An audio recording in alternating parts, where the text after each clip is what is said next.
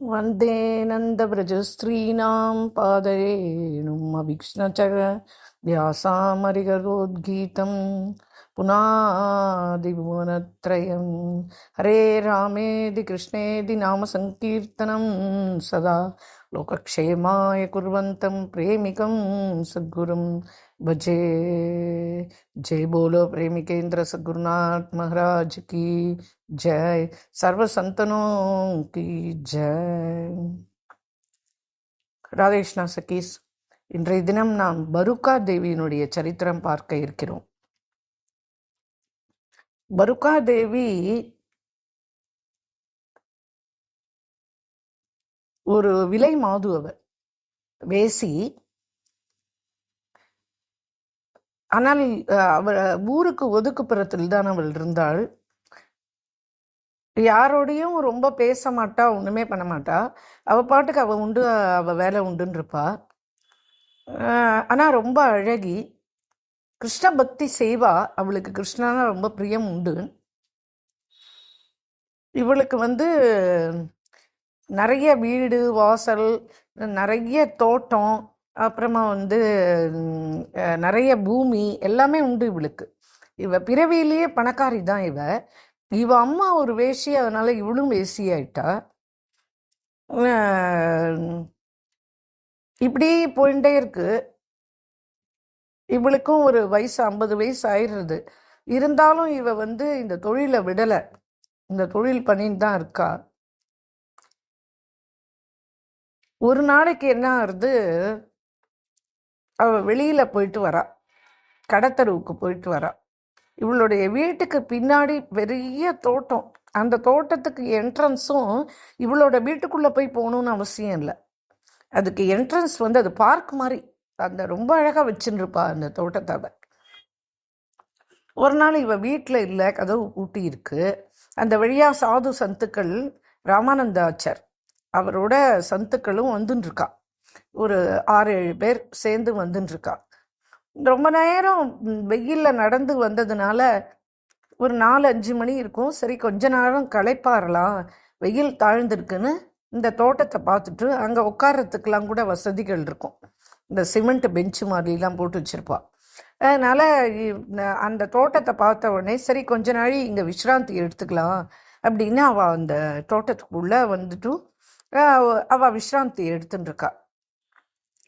ஆச்சார் ராமானந்தா ஆச்சார் ஸ்ரீராம் ஜெய ராம் ஜெய ஜெய ராம், ஸ்ரீராம் ஜெய ராம் ஜெய ஜெய ராம் அப்படின்னு அவர் ஜபம் பண்ணிகிட்டே தான் இருப்பார். அவர் எப்பவும் இந்த ஜபத்தெல்லாம் நிறுத்தவே மாட்டார். இவ வெளியில போயிட்டு வந்துட்டு சாயங்கால வேலையா இருக்கே, 4 புஷ்பம் பறிச்சுன்னு வரலாம், ராத்திரி வச்சுக்கணுமே அப்படின்ட்டு ஆற்றுக்கு கை காலம் அலமிண்டு பின்னாடி போய் தோட்டக்கதவை திறந்து பார்க்குறா. சந்துக்கள் உட்கார்ந்துட்டுருக்கா 5-6 பேர். ராமானந்தாச்சார் பெரிய சந்து, அவர் உட்கார்ந்துட்டுருக்கார். குருநாதர் அவர் உட்கார்ந்துட்டுருக்கார். நான் பார்த்த உடனே இவளுக்கு திடுக்கிட்டு போறா. அப்படியே என்னடா நம்ம ஆத்துக்குள்ள சந்துக்கள் வந்திருக்காளே அப்படின்னு சொல்லிட்டு ஏதோ தப்பு பண்ண மாதிரி பயந்துட்டு கிடுகிடுகிடுன்னு ஆத்துக்குள்ள ஓடுறா. அங்கேயும் இங்கேயும் போறா, என்னவோ பண்றா. அவ என்ன பண்றான்னு அவளுக்கே தெரியல. நில தடுமாறிடுறா. திரும்பியும் அங்க வரா. பின்னாடி திரும்பி பார்க்கறா. அவ உட்காந்துட்டு இருக்கா. அவட்ட பேசலாமா பேசக்கூடாதா ஒண்ணுமே தெரியலையே. நம்ம அழைக்காமையே நம்ம ஆத்துக்குள்ள சத்துக்கள் வந்திருக்காளே, இது நம்மளுக்கு கிருஷ்ணனே அனுப்பி வச்சிருக்கானோ என்னன்னு தெரியலையே. ஆனால் நம்மக்கிட்ட இந்த ஊரில் இருக்கவா யாருமே நம்மளோட பேச மாட்டா. இவா கிட்ட போய் நம்ம பேச்சு கொடுத்து இது என் வீடு தான் தெரிஞ்சதுன்னா, என்னோட தோட்டம் தான் தெரிஞ்சா, அவ இது கூட உட்காராம கிளம்பி போயிட்டானா அப்படின்னு சொல்லிட்டு திரும்பி உள்ள போயிடுறா. திரும்பி அவளுக்கு உள்ள உட்காரத்துக்கே முடியல, தவிக்கிறா. திரும்பி வரா. அந்த சந்துக்களுடைய காலில் விழறா, நமஸ்காரம் பண்றா, கண்ணில் தண்ணியா விடுறா. யாருமா நீ, யாரு அப்படின்னு கேட்குறா.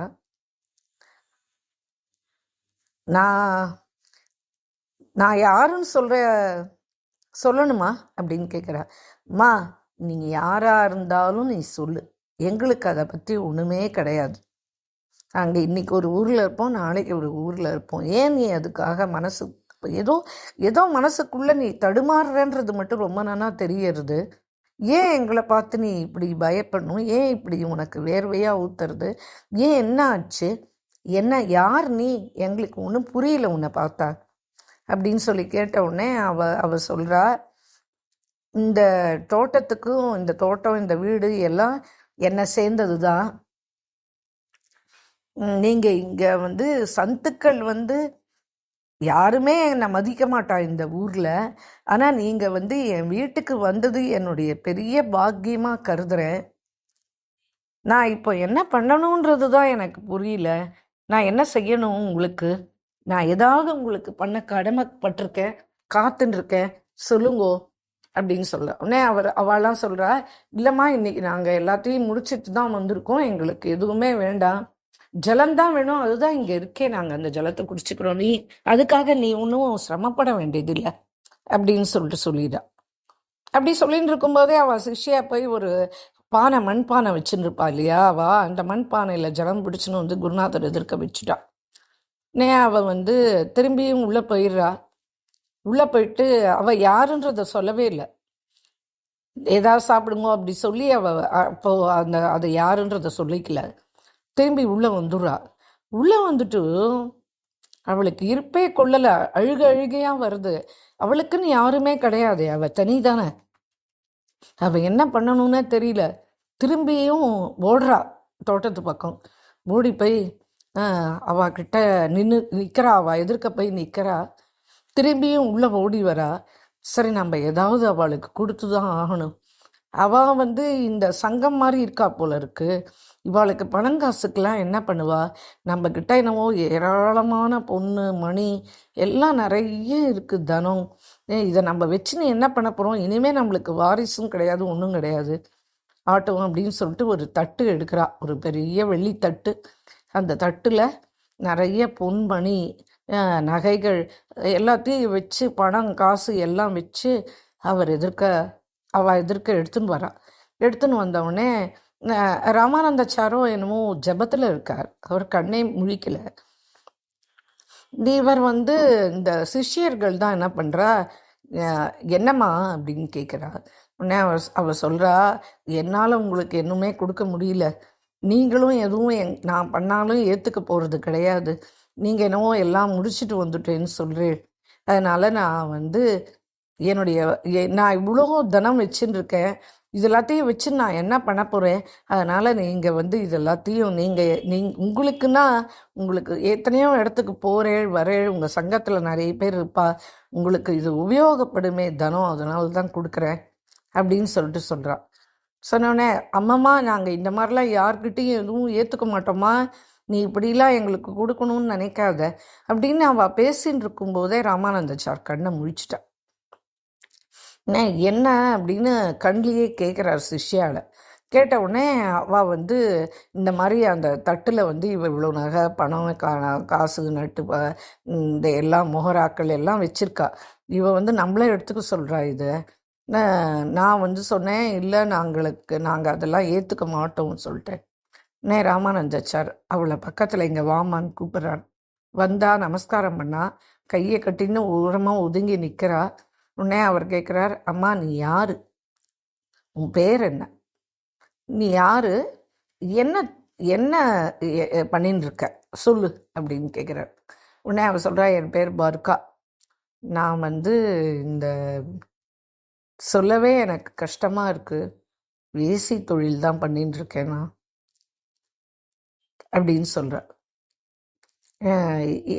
எனக்கு அப்புறமா எந்த வாரிசுலாம் எதுவும் கிடையாது, இந்த தனம்லாம் அப்படியே தான் நான் விட்டுட்டு போகணும், இதை வந்து உங்ககிட்ட ஒப்படைச்சேன்னா உங்கள் சங்கத்தில் உபயோகப்படுமே, சாதுக்கள் சங்கத்துக்கு உபயோகப்படட்டும் என் தனம். என் பிரபு வந்து நான் தினம் கிருஷ்ணான்னு படுத்துக்கும்போது 2 தடவை சொல்லிட்டு படுத்துப்பேன். காலைல எழுந்த உடனே அவனை பார்த்துட்டே எழுந்துப்பேன். நான் என்ன சாப்பிட்றேனோ அதை அவனுக்கு வச்சிருவேன். இவ்வளோதான். நான் வந்து பெருசாக எனக்கு எதுவும் பக்தி பண்ணுறதுக்கெல்லாம் எதுவும் தெரியாது, நான் ஏதோ யதாசக்தி நான் இதுதான் பண்ணின்னு இருக்கேன் அப்படின்னு சொல்கிறேன். உடனே அவர் சொல்கிறார், ராமானந்தாச்சார் சொல்கிறார், சரிம்மா ரொம்ப நல்லது, இது பக்தனுக்கு உபயோகப்பட்டாலும் சரி, இது பகவானுக்கு உபயோகப்பட்டாலும் சரி, எல்லாம் ஒன்று தானே, பக்தனும் பகவானும் ஒன்று தானே, பக்த பகவந்த குரு அப்படின்னு ஒரு இது இருக்கு இல்லையா கபீர்தாஸ்து. அதனால் பக்தனும் பகவந்தனும் ஒன்று தான் என்னை பொறுத்த வரைக்கும். அதனால் வேண்டி நீ ஒன்றும் வருத்தப்பட்டுக்காத, நம்ம இதை ரங்கநாத்துக்கு செலுத்திடுவோம் அப்படின்னு சொல்கிறார். உடனே அவளுக்கு ஒன்றுமே புரியல, என்ன சொல்கிறார் அப்படின்ட்டு. இல்லை, இது பகவானுக்கே உபயோகப்படட்டுன்றது தான் என்னுடைய அபிப்பிராயம். ரங்கநாத்துக்கு நல்ல ஒரு பெரிய கிரீடமாக பண்ணி எடுத்துன்னு போய் உன்னையும் அழிச்சுட்டு போகிறேன், நானும் வரேன், நம்ம எடுத்துன்னு போய் அது ரங்கநாத்துக்கு சமர்ப்பணம் பண்ணிடுவோம். இங்கே பிருந்தாவனத்தில் ரங்கநாதர் கோயில் பெரிய கோயில் இருக்கு இல்லையா, அங்கே எடுத்துன்னு போய் நம்ம சமர்ப்பணம் பண்ணிடுவோம் அப்படின்னு சொல்லிட்டு அவள் சரின்னு சொல்லிட்டு அவளுக்கு ரொம்ப சந்தோஷமாக எடுத்து, இவ்வளவாவது இவர் நம்மளோட பேசினாரே, நம்மளையே மதிச்சாரே அப்படின்னு அவளுக்கு ரொம்ப சந்தோஷமாயிடுறது. நமஸ்காரம் பண்ணிவிட்டு அழுதுண்டே வந்துடுறா அதுக்கு. அவளுக்கு அப்புறமா ராத்திரி தூக்கமே பிடிக்கல.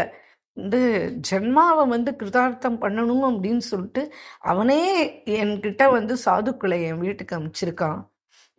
இந்த ஊரில் இருக்கிற ஒரு சாதாரண மனுஷன் கூட, கடையில் இருக்கிற கடைக்காரன் கூட என்னை மதிக்க மாட்டான். நான் என்னை மதித்து இந்த 5-6 சந்துக்கள் என் ஆற்றுல தங்கியிருக்காளே, இது பகவானே அனுப்பாமல் வேற எப்படி இது நடக்கும் அப்படின்னு சொல்லிட்டு கிருஷ்ணன்கிட்ட போய் சொல்லி நின்றுட்டு அழுதுன்னு இருக்கா. ராத்திரி தூக்கமே பிடிக்கல. காலையில் எழுந்தவுடனே அவளுக்கு தோன்றது, எதுக்கு நம்மளுக்கு இந்த வீடு வாசல், இன்னும் நிறைய வீடுலாம் இருக்குது, நிறைய நிலம்லாம் இருக்குது, இதெல்லாம் என்ன பண்ண போகிறோம், எல்லாத்தையும் விற்றுருவோம், விற்று பெரிய கிரீடமாக அழகாக பண்ணி எடுத்துன்னு போய் ரங்கநாதருக்கு வச்சுருவோம், என்ன செலவானாலும் பரவாயில்ல, நம்ம செஞ்சே ஆகணும் அப்படின்னு உடனே மறுநாளைக்கே ஊரில் போய் எல்லார்ட்டையும் சொல்லி எத்தனையும் விற்க போகிறேன் அப்படின்ட்டு அந்த ஊரில் இருக்கிற பெரிய சேட்டுக்கிட்ட போய் சொன்னவொடனே எல்லாத்தையும் நான் வாங்கிக்கிறேன் அப்படின்ட்டு அவ்வளோத்தையும் அவன் வாங்கிட்டு பணத்தை கொடுத்துட்டான். கொடுத்த உடனே அந்த பணத்தை எடுத்துட்டு இவகிட்ட இருக்கிற ரக நட்டுலாம் இருக்கு இல்லையா, அதெல்லாத்தையும் தட்டில் வச்சு அப்போது இந்த மாதிரி சொல்கிறா, நான் எல்லாமே எடுத்துன்னு வந்துட்டேன், இனிமேல் எனக்குன்னு எதுவும் காணி நிலம் கூட வச்சுக்கல, அவ்வளோத்தையும் நான் பகவானுக்கு சமர்ப்பணம் பண்ணுறேன்னு நீங்கள் சொல்லிட்டேன். அதனால் நான் அந்த ரங்கநாத் கோயில் வாசலை கூட நான் மேய்ச்சது கிடையாது. எனக்கு எந்த கோயிலுக்கு கிருஷ்ணன் பிடிக்கும், நான் கோயிலுக்கு போகணுன்னாலே என்னவோ எனக்கு ஒரு பயம் வந்துடுறது, யாராவது அங்கே ஏதாவது என்னை பற்றி ஏதாவது சொல்லுவாடோன்னு. நான் எந்த கோயிலுக்கும் போனதில்லை, என்னுடைய சாமி இந்த இவ்வளோதான், ஒரு சின்ன கிருஷ்ணன் தான், இதுதான் என்னோடய கோயில் அப்படின்னு அழகானே அவர் சொல்கிறார். சரிம்மா, நீ அதுக்காகலாம் கவலைப்படாத, நீ எப்போவும் மாதிரி கிருஷ்ண பஜனை பண்ணின்று, நாங்கள் போயிட்டு வரோம், நீங்கள் நீ இந்த கிரீடம் ரெடியாகிறதுக்கு ஆளை கூட்டிகிட்டு வா, நான் பேசுகிறேன், எப்படி இருக்கணும், எப்படி ஆகிருத்து இருக்கணும், என்ன பண்ணணும் எல்லாம் சொல்கிறேன், நீ போய் கூட்டின்னு வானோடனே கூட்டின்னு வந்துடுறான். எல்லாம் பேசி முடித்த உடனே நான் 15 நாளில் நான் கொடுத்துட்றேன் அப்படின்னு சொல்கிறான். இந்த மாதிரி அளவு இருக்கணும், நீ ஒரு தடவை கோயில்லையும் போய் அவட்ட கேட்டுட்டு எல்லாத்தையும் சரி பண்ணிக்கோ அப்படின்னு சொல்லிடுறார் ராமானந்தாச்சார். சரி அப்படின்னு சொல்லிட்டு எல்லாம் 15-20 நாள் ஆன உடனே அந்த ரெடியாக எடுத்து இவாளே எங்கேயோ போயிட்டு திரும்பியும் வரா, இந்த இடத்துக்கே இந்த தோட்டத்துக்கே வரா. வந்த உடனே இவளுக்கு என்ன ஒரே சந்தோஷம் பிடிபடலை இவளுக்கு. ஆஹா, நம்மளை பகவான்கிட்ட கூட்டின்னு போகிறதுக்குன்னு ஒரு சந்து வந்துட்டாரே, இதை விட என் வாழ்க்கையில் வேற என்ன பெரிய கொடுப்பனை இருக்கும் அப்படின்னு சொல்லிட்டு அவர் காலில் போய் விழுந்தவுடனே, என்னம்மா கிரீடம் ரெடியாக எடுத்தா, ஆமாம் நாளைக்கு வந்துடும் கிரீடம் அப்படின்ன உடனே மறுநாளைக்கு பழங்கள்லாம் நிறைய இருக்குது அவளுடைய தோட்டத்தில், அதெல்லாத்தையும் அவளையே பறிச்சுக்க சொல்கிறா. நீங்கள்லாம் அந்த பழத்தை பறிச்சுக்கோங்க, உங்களுக்கு வேறு என்ன வேணுமோ சொல்லுங்க, நான் எல்லாமே வாங்கி தரேன், அங்கெல்லாம் நிறைய சாப்பிட மாட்டோம்மா, இந்த பழமே எங்களுக்கு போதும், வேறு ஒன்றும் வேண்டாம், நல்ல தண்ணி இருக்குது, இது போதும் எங்களுக்கு அப்படின்னு சொல்லிடுறா. அப்புறம் தீபா அன்னைக்கு ராத்திரி இவளுக்கு தூக்கமே பிடிக்கல, கிருஷ்ணனையே பக்கத்தில் எடுத்துன்னு வச்சுன்னுட்டா. இப்போ அவனை பக்கத்தில் வச்சுட்டு அப்படியே கிருஷ்ணனையே பார்த்துட்டு கிருஷ்ணனையே பக்தி பண்ணிட்டு அப்படியே இருக்கா. இன்னைக்கு ராத்திரி பொழுது போயிடுத்து, மறுநாளைக்கு அந்த இது வந்துடுத்து, கிரீடம் வந்துடுத்து. வந்தவுடனே ஒரு பெரிய தாம்பாளத்தில் வச்சு அதை எடுத்துன்னு போய் குருநாதர் அவரை குருநாதராகவே வரிச்சுட்டா ராமானந்தாச்சார் எடுத்துன்னு போய் காமிச்ச உடனே அவர் ரொம்ப சந்தோஷப்படுறார். ஆஹா, ரொம்ப பாக்கியம் உனக்கு. சரி, நாளைக்கே நம்ம கிளம்பிடுவோம். கிளம்பி நம்ம பிருந்தாவனத்தில் இருக்கிற ரங்கநாதருக்கு இதை எடுத்துன்னு போய் சேர்த்துருவோம் அப்படின்னு சொல்லிட்டு கிளம்பி போகிறா. கிளம்பி போய் பிருந்தாவனத்தையும் சேர்ந்தாச்சு. சேர்ந்த உடனே இவளுக்கு கோயில் வாசல் வந்த உடனே இவளுக்கு நடக்கவே கால் வரல. கால்லாம் அப்படியே பின்னிண்டு போகிறது. பிராணன் கண்ணுக்கு வந்துடுத்து. அவளுக்கு நினைவே தப்பி போகிற மாதிரி ஆயிடுத்து. அவளால் ஒன்றுமே நிற்கவே முடியல. கோயிலில் இருக்கிற 4-5 பொம்பளைகள் அங்கேருந்து ஓடி வரா. என்னம்மா, என்ன பண்ணுறது, ஏன் கால் பின்னுறது, ஒரு இடத்துல உட்காந்துக்கோங்க நீங்கள் அப்படின்னு உட்கார வைக்கிறா.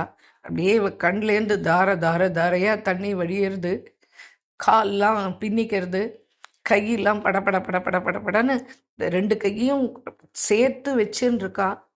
கட்டி வச்சுன்னு இருக்கா 2 கையும். ஒரு கைக்குள்ள இன்னொரு கையை வேர்த்து ஊத்துறது. அப்படியே அவளுக்கு பேசத்துக்கு பேச்சு வரல. அவனே அவள் என்ன பண்ணுறா, அவளை கொஞ்சம் ஆஸ்வாசப்படுத்துகிறா முதல்ல. அப்புறம் அவளுக்கு தண்ணி எடுத்துன்னு கொடுக்குறா குடிக்கிறதுக்கு. ராமானந்தாச்சார் சிஷ்யர்கள் அவெல்லாம் வந்துட்டா. வந்த உடனே, என்னம்மா, என்ன ஆச்சு? இல்லை, என்னால் ஒன்றுமே முடியல, எனக்கு ரொம்ப மனசு ரொம்ப தவிப்பாக இருக்குது, நான் என்னத்துக்கு இப்படி இருக்குன்னு எனக்கு தெரியல. ஏன்னா நான் ஒரு பாவி தானே, மகா பாவி தானே. அதனால் நான் கோயிலுக்குள்ளே வரத்துக்கு முடியாமல் இப்போ என்னுடைய தேகம் மறுக்கிறது. நான் போகத்துக்கு அடிமையாக இருந்தபோது இந்த தேகம் எனக்கு இன்னும் பாவம் பண்ணுன்னு என் உடம்பு நன்னா அப்போ ஒத்துழைச்சிது. இன்றைய தினம் நான் கிருஷ்ணனுடைய கோயிலுக்குள்ளே உள்ள நுழையணும்னா இப்போ என் தேகம் என்னை அந்த மாதிரி போகிறதுக்கு விடமாட்டேன்றது. என் கால் பின்னிக்கிறது, என் கையெல்லாம் படப்படன்னு அடிச்சுக்கிறது. எனக்கு என்ன பண்ணுறதுன்னு எனக்கே தெரியல. என்னால் நிற்கவே முடியல அப்படின்னு அழறா. உடனே அவர் சொல்கிறாரு, ராமானந்தாச்சார், அதெல்லாம் ஒன்றுமே இல்லைம்மா, அவன் இருக்கான், பார்த்துப்பான், நீ அதுக்காகலாம் ஒன்றும் கவலைப்படாத, நீ என் பின்னாடியே வா, உன்னால் முடியும் அப்படின்னு சொல்லிட்டார். அப்படியே கால் எடுத்து வச்சு கொஞ்சம் ஒரு 10 அடி நடக்கிறா. அவளுக்கு வீட்டுக்கு விலக்காயிட்டான். உடனே அவளுக்கு ரொம்ப தொண்டையை அடைச்சுன்னு வந்துடுது. அம்மா, பண்ண பாவம் கொஞ்சமா நஞ்சமா, அதனால எனக்கு இந்த தண்டனை தான் பகவான் கொடுப்பான், இது சரிதான், நான் இப்போ கோயிலுக்குள்ளே வர முடியாது, இனிமே இதுக்கு மேலே நான் இப்படியே வெளியில் போயிடுறேன், அந்த குருநாதர்கிட்ட கொடுத்து இதை சேர்த்துற சொல்லுங்க, நான் தான் கொடுக்கணும்னு என்ன இருக்கு, என்னை விட பவித்திரமானவர் அவர் தான். பகவான் யார் பவித்திரமா இருக்காளோ அவளை தானே. என்னைக்காவது ஒரு நாளைக்கு நான் இந்த கோயிலுக்கு வந்திருந்தா பரவாயில்ல, நான் என்றைக்குமே கோயில் வாசப்படியே என்னுடைய ஜென்மா பூரா மேய்ச்சதில்லை. அப்புறமா இன்னைக்கு மட்டும் வரணும்னா என்னுடைய கர்மா என்னை விடுமா? நான் செஞ்ச தப்பு கொஞ்சமா நஞ்சமா என்னுடைய வாழ்க்கையில். அதனால அந்த தனத்தை வச்சு தானே, இந்த தொழிலை வச்சு தானே சம்பாதிச்சு இப்போ இந்த கிரீடமும் பண்ணியிருக்கேன். இதையும் அவன் ஏற்றுப்பானான்றது சந்தேகம்தான். கண்டிப்பாக அவன் ஏற்றுக்க மாட்டான்னு எனக்கு தெரியும். ஏன்னா அதுக்கு தகுந்தவன் இல்லை நான் அப்படின்னு சொல்லிட்டு கதறி கதறி அழறா. அவள் சொல்கிறா, இப்போவே என் பிராணம் போயிடும் மாதிரி தான் இருக்குது, இனிமே நான் இதுக்கு மேலே இருப்பேன்னு நினைக்கல, என்னை வெளியில் எடுத்துன்னு போயிடுங்கோ, என் கால் நடக்க வரலையே, என்னால் எதுவுமே முடியலையே அப்படின்னு சொல்லிட்டு அப்படியே மயங்கி கீழே விழுந்துட்டா. உடனே அங்கே இருக்கிற அந்த பொம்பளைகள்லாம், ஐயோ பாவம், இவ்வளோ அழகாக எல்லாம் பண்ணி எடுத்துன்னு வந்துட்டு இந்த மாதிரி பண்ணுறலே. ராமானந்தாச்சார்கிட்ட முன்னாடி போயிருக்கார், அவர்கிட்ட போய் சொல்கிறா இந்த மாதிரி இந்த மாதிரி இதெல்லாம் சொன்ன உடனே அவர் நேராக உள்ளே போயிடுறார். சன்னிதானத்துக்கு போயிட்டார். அவர் தலையை மட்டும் ஆட்டிட்டு அவர் நேராக சன்னிதானத்துக்கு போயிட்டார். போயிட்டு அங்கே ரங்கநாதர்கிட்ட நின்றுட்டு அவர் ஜபம் பண்ணிட்டுருக்கார். இப்போ கோயில் கதவு திறந்து அந்த உள்ள பர்தாலாம் விளக்கி தர்ஷனத்துக்கு ரெடி ஆயாச்சு. அவர் பட்டர் வந்து சுவாமிக்கு எல்லாம் அலங்காரம் பண்ணுறார். இப்போ ராமானந்தாச்சார் சொல்கிறார், இந்த மாதிரி சுவாமிக்குன்னு ஒரு நவரத்னத்திலேயே கிரீடம் பண்ணியிருக்கோம், அந்த கிரீடத்தை பகவானுக்கு சமர்ப்பணம் பண்ணணும்னு ஒரு பக்தை வந்திருக்கா. நான் அவளுக்கு வந்து தேக ஆரோக்கியம் ரொம்ப மோசமாக இருக்குது, நீங்கள் வேணால் அதை போய் வாங்கின்னு வந்துட்டு நீங்கள் சாத்திடுங்கோ அப்படின்னு அவர் சொல்லிட்டார். சொன்ன உடனே சரி, நான் இந்த புஷ்பம்லாம் என் வேலையெல்லாம் முடிச்சுட்டு நான் போய் வாங்கிட்டு வரேன் அப்படின்னு அவர் சொல்லிட்டு திரும்பி உள்ளே போய் சுவாமிக்கு எல்லாம் இது பண்ண உடனே பகவான் பிரத்யட்சமாக பேசுகிறார். வந்து நீ பட்டர், நீங்கள் வந்து எனக்கு அந்த கிரீடத்தை இது பண்ண வேண்டாம், போய் வாங்கிட்டு வர வேண்டாம், அவளையே இங்கே வர சொல்லுங்கோ, அவள் வரலாம், என் சன்னதிக்கு வரலாம் அப்படின்னு சொல்லிடுறான் பகவான் திருவாய் மலர்ந்து. சொன்ன உடனே பட்டர் தலை தெருக்க ஓடுறார். அம்மா, உன்னை உடனே வர சொல்கிறான் பிரபு, பிரபுவே உத்தரவு கொடுத்துட்டான், உன்னை உடனே வர சொன்னா, வாமா நீ அப்படின்னு சொன்ன உடனே அங்கே இருக்கிறவங்களாம் அப்படியே ஆச்சரியப்படுறா, ரங்கநாத் இப்படி பேசியிருக்கானே அப்படின்னு சொல்லிட்டு. அந்த காலத்துலலாம் தெய்வம் பேசும் பட்டர்கிட்டலாம், ஆனால் பக்தாள்கிட்டையும் பேசும். ஏன்னா அவளுடைய பக்தி அந்த அளவுக்கு இருந்திருக்கு, அதனால பகவான் பிரத்யட்சமாக பேசுவான். சரி அப்படின்னு சொல்லிட்டு இவளை 2 பேர் பிடிச்சிட்டு அப்படியே வரா. வந்து இவ வந்து அந்த தாம்பாளத்தில் அந்த கிரீடத்தையும் எடுத்துட்டு வந்துடுறா. வந்து அந்த கேட்டுக்கிட்ட நிற்கிறா. நின்ன உடனே பகவான் அவளை உள்ளே வர சொல்லு அப்படின்னு சொல்கிறார். உடனே அவள் வந்து அந்த அந்த அந்த கேட்டை தாண்டி உள்ளே வந்து நிற்கிறா. அங்கே ராமானந்தாச்சாரம் எல்லாருமே இருக்கா. வந்து நிற்கிறா ஒரு ஓரமாக. அவளுக்கு நிற்கிறதுக்கும் அருவருப்பாக இருக்குது, அவளுக்கு மனசுக்கு பிடிக்கல. நான் முதல்ல கால் வச்சு கோயிலுக்கு வரும்போது இப்படி ஒரு அசம்பாவிதமாக எடுத்தேன் என் உடம்பு அப்படின்னு ரொம்ப வருத்தப்படுறா. பகவானை பார்க்கவே மனசு கூசுறது. நான் யோக்கியதை உள்ளவளா உன்னை பார்க்கறதுக்கு. எப்பவுமே எவ்வளோக்கு எவ்வளவு நம்ம தீனமாக போகிறோமோ மனசில், ஐயோ நான் எதுக்குமே பிரயோஜனம் இல்லையே அப்படின்னு தீனமாக போகும்போது பகவான் ஏற்றுருவான் உடனே. ஏன்னா அவன் தீன பந்து. அவன் இப்போ ரங்கநாத் வந்து எல்லாரும் கேட்குற மாதிரி அசரீரி வாக்கு ரங்கநாத் பேசுகிறார். இந்த கிரீடத்தை அவளே தான் வந்து என்னுடைய பர்காதேவியே தான் வந்து என்னுடைய தலையில் வைக்கணும், அவளை இங்கே வர சொல்லு அப்படின்னு சொல்லிடுறார். உடனே ராமானந்தாச்சாருக்கு ஒரே ஆச்சரியமாயிடுறது.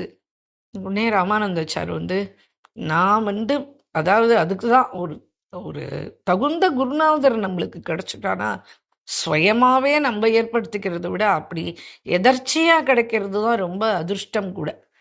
அது வந்து பகவானுடைய கிருப்பையை நம்மளுக்கு உடனே வாங்கி கொடுத்துருவாவா. என்ன பண்ணுறது?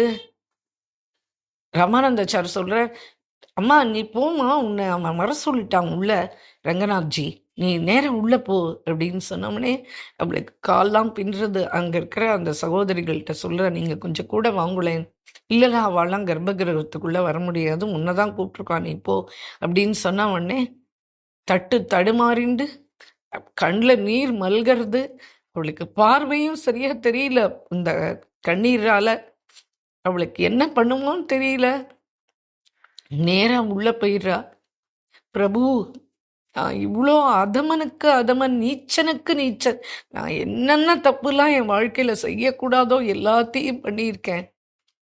நான் பக்தியும் ஒன்றும் சரியா பண்ணது கிடையாது, பஜனையும் பண்ணது கிடையாது, தியானமும் பண்ணது கிடையாது, யோகமும் பண்ணது கிடையாது, ஜபமும் பண்ணது கிடையாது. என் தொழிலுக்கு மத்தியில் நான் காலையில் 2 தடவை, சாயங்காலம் ராத்திரி 2 தடவை உன்னை கூப்பிடுவேன், அவ்வளோதான். இதுக்கா நீ இவ்வளோ பெரிய கிருப்பை எனக்கு பண்ண அப்படின்னு அழுதுண்டே அந்த கிரீடத்தை வந்து பெருமாளோட தலையில் வச்சவனே அப்படியே அளந்து எடுத்த மாதிரி அழகாக நின்றுடுத்து அந்த கிரீடம் அப்படியே தலையில். பர்காதேவி வெளியில் வந்து அப்படியே பகவானை பார்த்துட்டே அப்படியே கீழே சாஞ்சா. அவள் பிராணன் அங்கேயே போயிடுது, பகவான்கிட்ட ஐக்கியமாயிட்டா அப்படியே. ராமானந்தாச்சார் வந்து இந்த அவளை வெளியில் எடுத்துன்னு போக சொல்கிறா. அப்புறம் கோயிலெலாம் இது பண்ணிட்டு அதுக்கப்புறம் எல்லாம் வெளியில் வந்துட்டா. ராமானந்த சார் சொல்கிறார், இந்த இந்த இந்த பொண்ணுக்கு வந்து நம்மளே சம்ஸ்காரம் பண்ணிடுவோம். இந்த குழந்தைய நம்ம தான் கூட்டிகிட்டு வந்தோம் பகவானுண்ட. பகவானும் வந்து அவளை ஏற்றுன்ட்டான். அதனால் வேண்டி அந்த குழந்தைய அப்படியே விட்டுட்டு போக முடியாது. அதான் வந்து வைஷ்ணவனுடைய உண்மையான வைஷ்ணவனுடைய மனசு அது. உண்மையான வைஷ்ணவன் வந்து ஊர் என்ன சொல்லும், அது என்ன, எதையுமே பார்க்க மாட்டான். தர்மம் எதுவோ அதை பண்ணிட்டு போயிட்டே இருப்பாவா. உடனே அவளுக்கு அந்திம கிரியைகள் அங்கேயே பண்ணி யமுனா நதி தீரத்திலேயே அப்படியே அவள் வந்து கோலோகம் போய் சேர்ந்துட்டான்றது தானே சத்தியம். கோலோகதான் போயிருப்பாவ.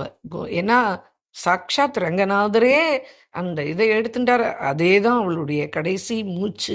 இந்த கோயிலையே அந்த படிக்கட்டிலேயே வந்து அவளுடைய பிராணனை விட்டுட்டா. பகவானோட ஐக்கியமும் ஆயிட்டா. பர்காதேவியோட சரித்திரம் வந்து ரொம்ப மனசை உருக்கிற சரித்திரம். நாளெல்லாம் பொழுதெல்லாம் பஜனை பண்ணி எல்லாம் பண்ணாலும் பகவான் வந்து உண்மையான மனசோட ஒரு தடவை ஒரு நாளைக்கு ஒரு தடவை கிருஷ்ணா அப்படின்னு அவன் பாதத்தில் 2 துளசியை சமர்ப்பணம் பண்ணியாச்சு. ஒரு டம்ளர் ஜலம் அவனுக்கு வச்சாச்சு. ஒரு வாழைப்பழம் அவனுக்கு வச்சோம். என்னவோ எதுவோ நம்ம மனசால சமர்ப்பணம் பண்ணிட்டோம் அப்படின்னா என்னைக்கும் மறக்க மாட்டான் அவன். அந்த பக்தாளுக்கு வந்து அவன் என்னைக்கு எப்போ எது ஏற்றுக்கணுமோ அதை அவளுக்கிட்டேந்து ஏற்றுண்டு அவளுக்கு அனுகிரகம் பண்ணிடுவான். இவளுடைய மனசு சுத்தமான மனசு. ஆனால் இவளுடைய அவளுடைய வாழ்க்கையை எடுத்துட்டு போன விதம் வந்து சரியில்லை. அது அவளுடைய அம்மாவை பொறுத்து தான் அவளுடைய வாழ்க்கை அமைஞ்சுது. அதனால வேண்டிய அந்த குழந்தை மேலே எந்த தப்பும் இல்லை. அவளை வந்து பகவானும் ஏத்துன்னு இருக்கான். முதல்ல குருநாதர் சந்துக்கள் வைஷ்ணவர்கள் ஏத்துண்டா. அதனால அவளுக்கு வந்து மோட்சகதியும் கிடைச்சிது. பகவானுடைய சன்னிதானத்திலேயே பிருந்தாவனத்திலேயே இவ்வளோ பெரிய ஆச்சார் ராமானந்த ஆச்சார், உலக புகழ் பெற்ற பிரசித்தி பெற்ற ராமானந்த ஆச்சார், அவராலேயே அவருடைய சிஷ்யர்களே அவளுக்கு வந்து தகன காரியமும் முடிச்சு அவளை பகவானுடைய திருவடியில் சேர்த்துட்டா. ராதே கிருஷ்ணா சகீஸ்.